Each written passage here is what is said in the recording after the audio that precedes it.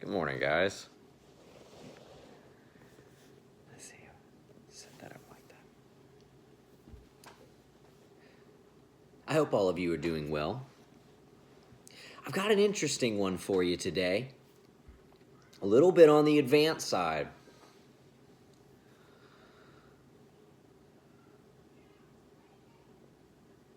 Have you ever heard of the term Duper's delight?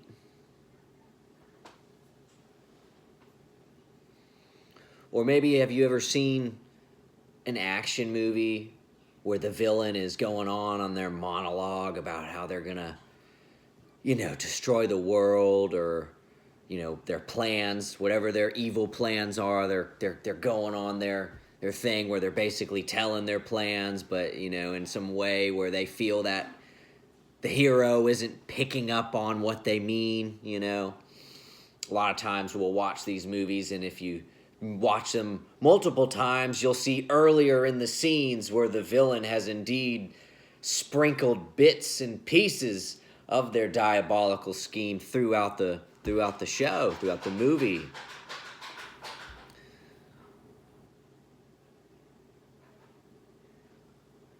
In the occult world, this has a name. It's called precipitation. I would say it's something that mostly dark practitioners use.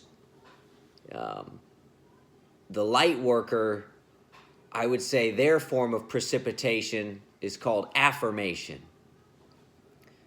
And I'll explain in a little bit later, but these dark practitioners, when they plan attacks on someone, on their victim, they can't just go out and do it. If they just blatantly go out and attack somebody, then it's obvious of the attack. And these people operate in the shadows, using styles of cloak and dagger and mind control, manipulation, a lot of narcissistic tendencies. In fact, if you pay attention enough, you will notice that many dark occultists are indeed narcissists. It's my theory and belief that the practice creates narcissism.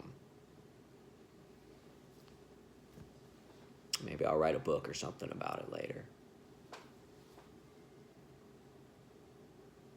No, to give you an example, we'll do a hypothetical one. Let's say a dark practitioner wants to harm your pet. So they'll say something along the lines of, "Oh, well, can I take your dog for a walk? I have to go smoke a cigarette. I just wanted to kill two birds with one stone."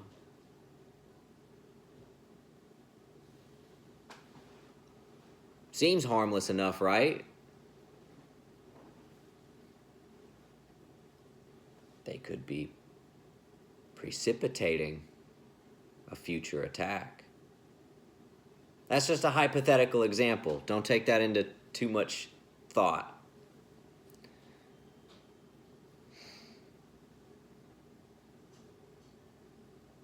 I said in an earlier lesson that acceptance is a big step.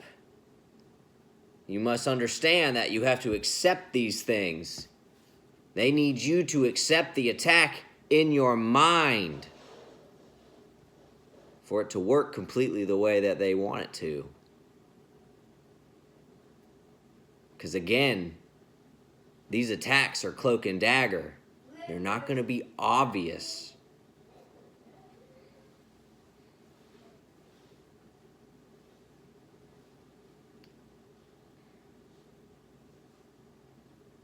So how do you avoid these? Well, you need to learn to pick up on it. And use your intuition. And avoid people that do that thing. I'm going to go back to the point I just made. You're going to pick up that a lot of these dark practitioners are narcissists. it's important to understand how you feel after you interact with somebody. You know, we go to a lot of family functions, especially now during the holidays, Thanksgiving, Christmas, New Year's, all kind of parties, and you're going to run into all kind of personalities, family dynamics.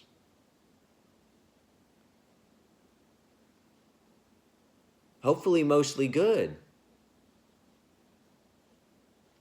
But sometimes you run into that person, and when you leave, you feel worse or drained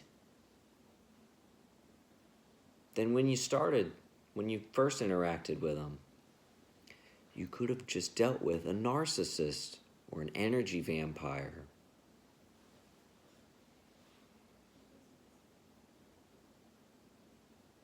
I had to learn this the hard way.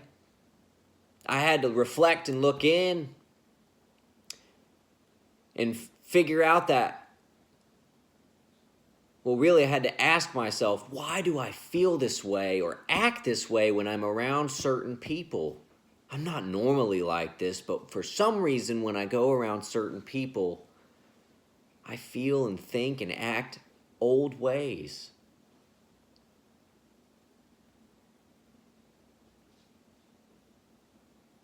And it's because you're dealing with narcissists. And you're reverting back to an old cycle. It's breakable. You can break the chains. But if you're not aware of the existence, then you're doomed to repeat.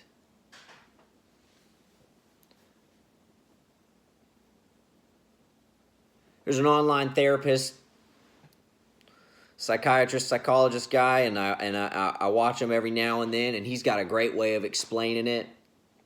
I would say that he's very wise, and I enjoy watching him because I can tell that he is authentic.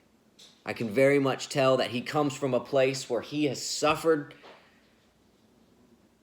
and overcame, and that he just wants to teach.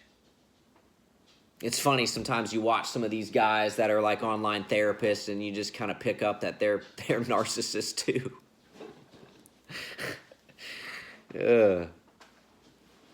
No, I like this guy, and he describes it as the family Wi-Fi and the narcissistic, dysfunctional family dynamic. How we tend to revert back to our old ways of thinking when we're around the family, our old roles. Keep in mind. Hey, buddy. Hi. You want to say hi?